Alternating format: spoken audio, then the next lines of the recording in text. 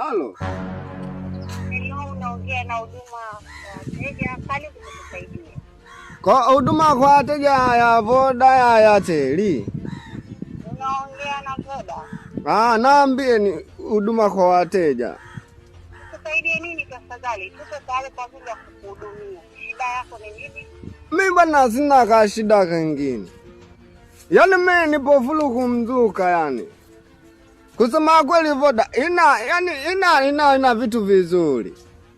Yaani mitandao yake ya moto nasema ukweli. Jana nimempigia demu wangu aje nimfuate nyumbani.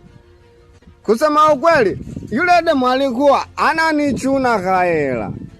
Ananisumbua, lakini sasa uzuri wake. Muda ule anataka kuja nyumbani. Simu kila akepiga inaambiwa inatumika. Yaani Voda mpo vizuri, mmembania yule dada. Sitaki aje tena nyumbani kwangu. Samahani ndugu mteja, naweza kukusaidia tatizo ambalo linaloendana na mtandao? Yaani si ndio huo ulonisaidia jana. Alafu vile vile una kasauti kazuri dadangu. Kwani umeolewa? Unaongea na huduma ya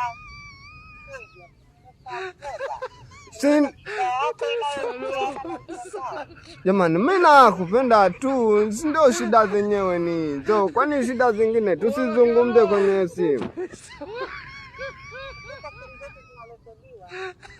Sasa haya basi niambie unaishi wapi nikufuate?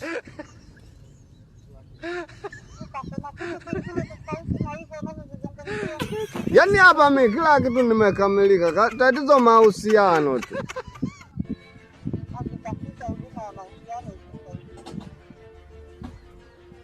Aro.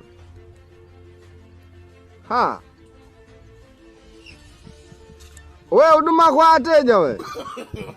No. Amekata. Kange jichanganya. Ninge kabaka afya Mungu tena ninge kabaka. Kana ka sauti kazi.